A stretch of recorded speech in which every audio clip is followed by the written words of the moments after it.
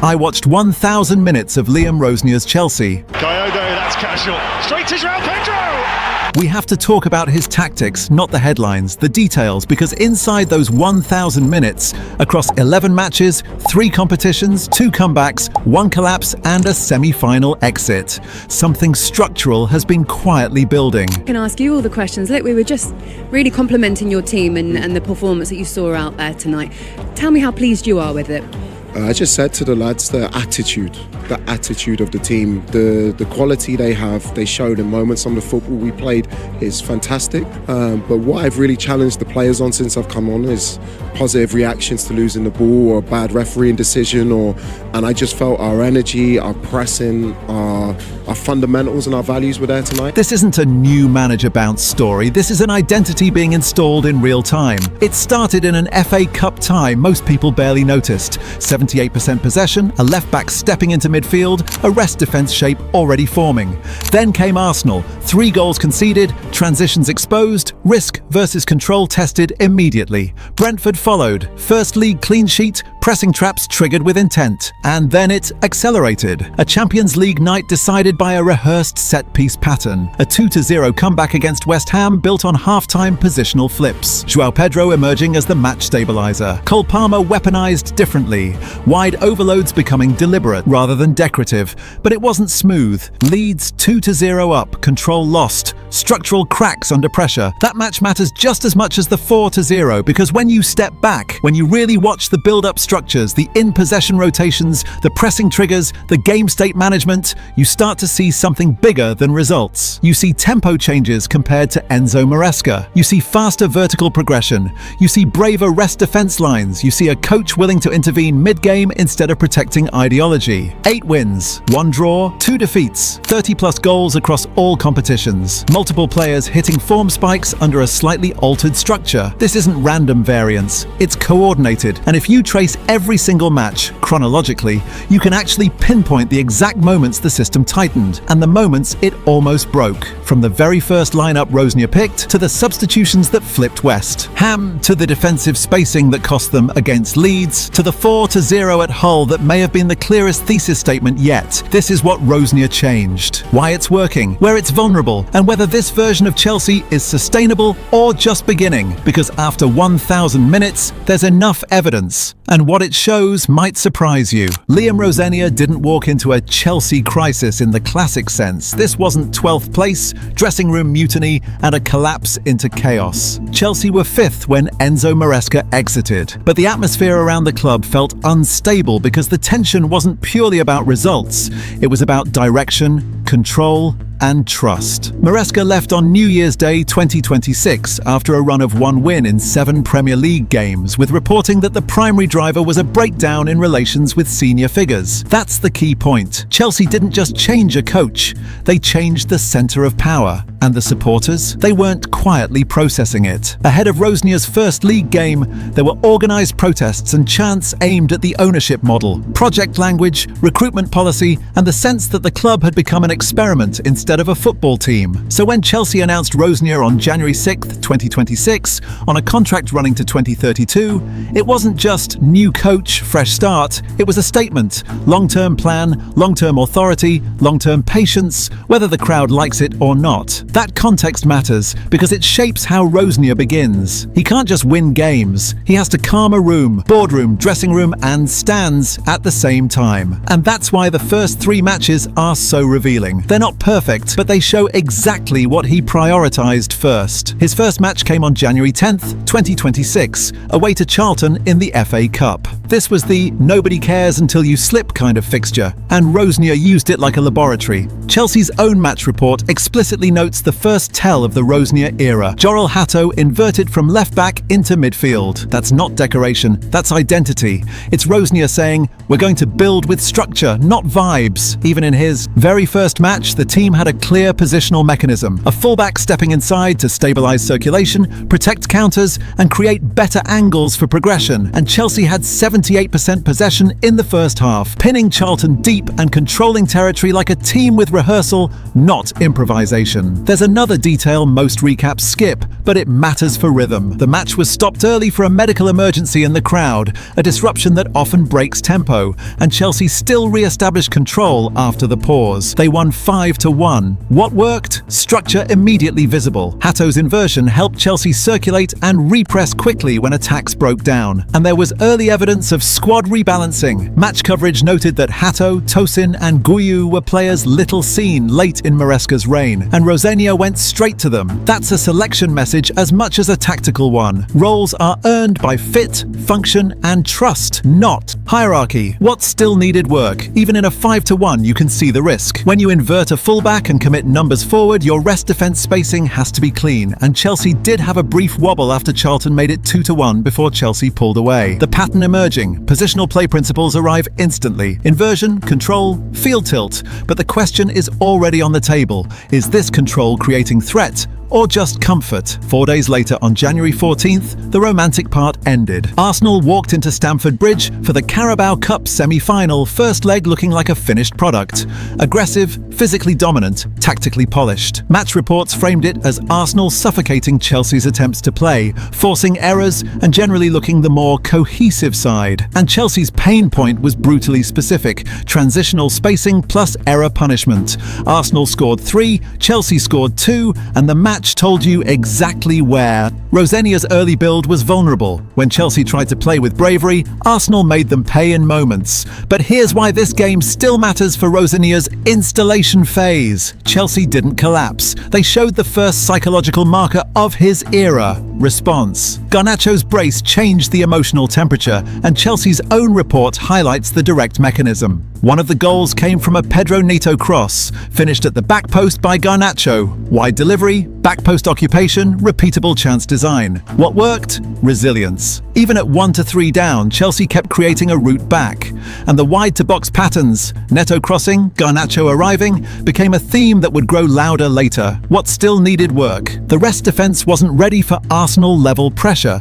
When you build with an inverted fullback and commit numbers, you must control the moment after loss. Arsenal exploited that repeatedly. The pattern emerging. Rosenior's Chelsea want to play, but when the opponent can press and counter like a machine, the purpose can quickly become risk. 3 days later, on January 17th, came the first league test, Brentford at home, and it came with protest noise in the stands. Reports confirmed Chelsea fans protesting against the ownership strategy even as the match unfolded. That's the environment Rosenior is operating in. Win, and you still have to win convincingly enough to be believed. Chelsea did win 2-0, but this wasn't a simple dominant debut. Brentford missed chances, and Chelsea had to show something more valuable than style. They had to show defensive survival.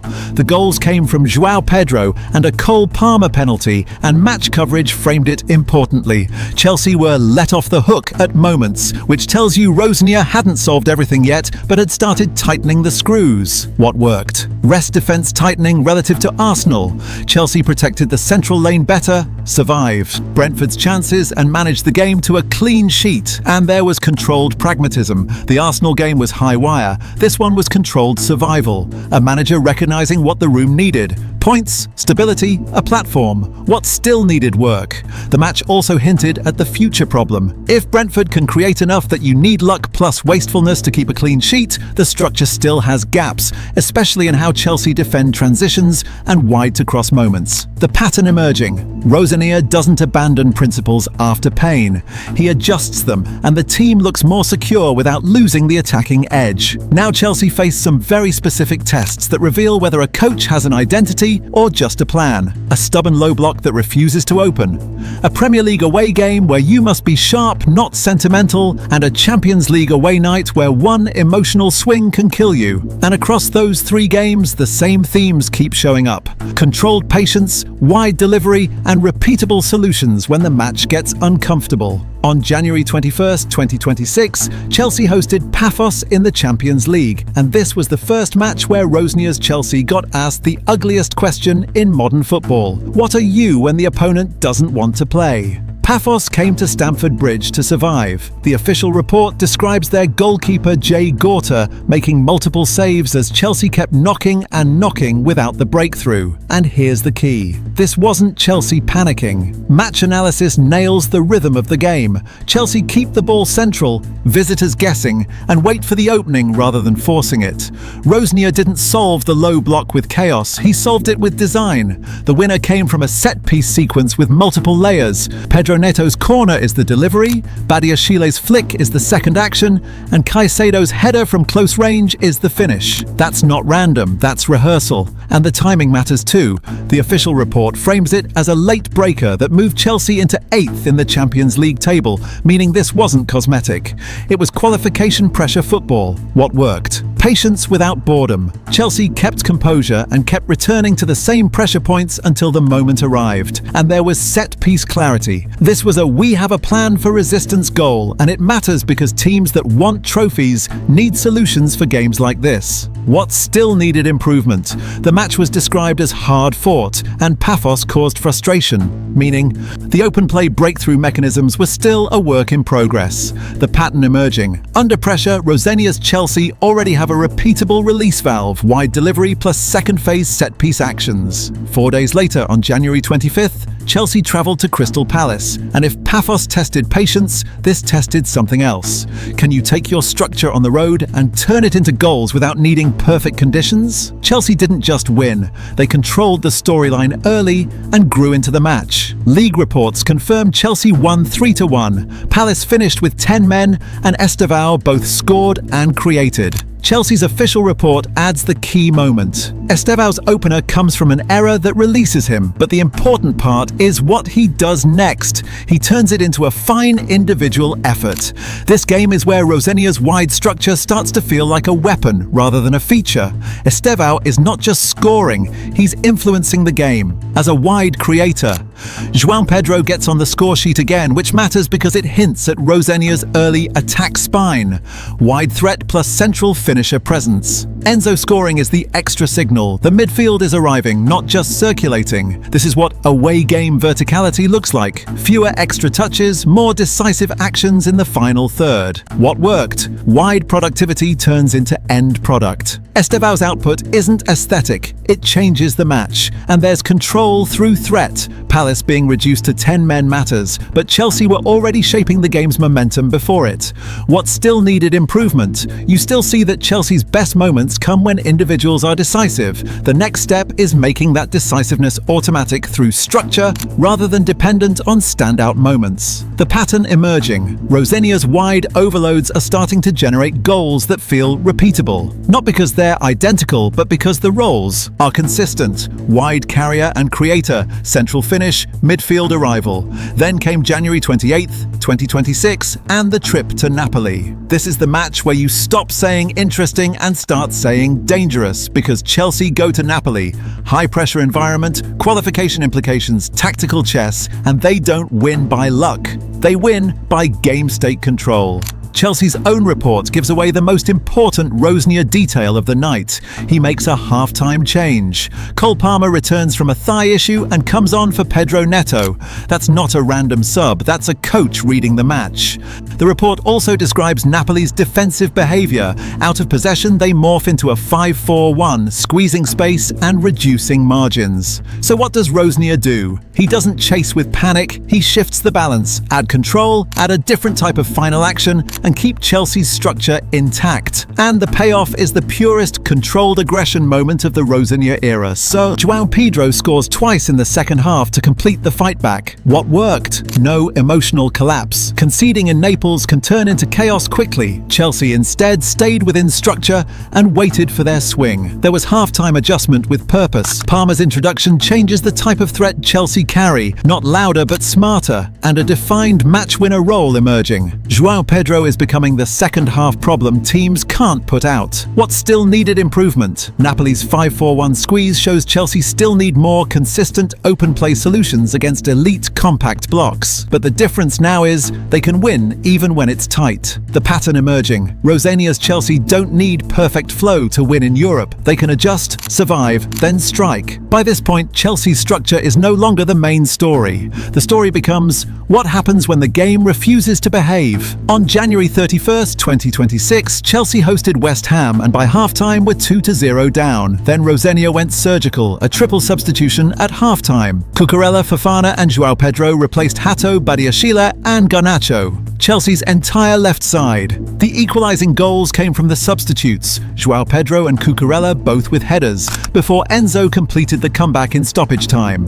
This wasn't tweaking, this was reconstructing a problem area mid-match. The changes brought rest defence stability through Fofana's recovery speed, rebalanced the left side from positional control to duel-winning energy, and added more bodies in the box. League reports directly credited the triple half-time change for the turnaround. The pattern, when Chelsea's first plan fails, Rosenior changes the geometry of the match. 2 days later, February 3rd, Chelsea travel to the Emirates for the Carabao Cup semi-final second leg needing a win. They had more possession, 55.8%, and more attempts, 14 shots to Arsenal's 5. Rosenior tried to build pressure with control, not recklessness, but the match ended in the cruelest way. A stoppage time counter finished by Kai Havertz. Chelsea stayed in the tie structurally, but one transition ended it. The reality check. In big ties, control isn't only about possession, it's about protecting the one moment that ends you. 4 days later, February 7th, came Wolves. Cole Palmer scored a first-half hat-trick, Chelsea's fourth straight Premier League win under Rosenior. The first goal came from a João Pedro penalty won in transition. Then Chelsea accelerated. Early strike, ruthless follow-through. When Chelsea get the first punch in, Rosenior has them primed to land the second and third. Fast. And then, Leeds happened. 3 days later, February 10th, Chelsea went 2-0 up at Stamford Bridge. Then the match flipped. Leeds fought back to draw 2-2, denying Chelsea a fifth straight league win. Once Leeds started landing second phases and transitions, Chelsea's rest defence spacing became the problem. At 2-0, Chelsea should have throttled the match. Instead, it became loud, open, reactive. Leeds proves Rosenior's Chelsea are improving, but not finished. They can dominate phases, flip games, kill in transition. But they're still learning the hardest skill in elite football, how to make control permanent. There are performances that feel impressive, and then there are performances that feel inevitable. On February 13th, 2026, Chelsea travelled to Hull City in the FA Cup.